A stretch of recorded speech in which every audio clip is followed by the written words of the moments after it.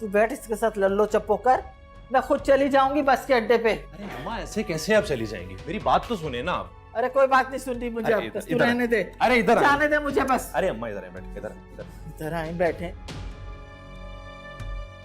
बता मुझे छोड़ना इसको या नहीं छोड़ना? अरे अम्मा एक ही बात पे क्यों जिद लगा ली आपने, ऐसे क्यों कर रही हैं मेरे साथ?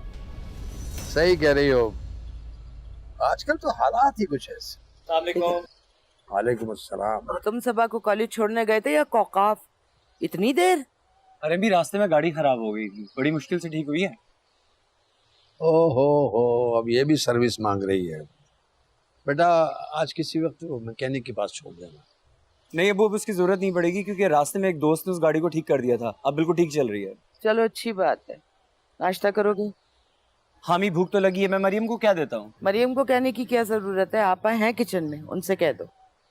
नहीं अम्मा, मुझे आपा के हाथ का खाना नहीं खाना, वो बिल्कुल अच्छा खाना नहीं बनाती। मैं मरियम को कहता हूँ ना।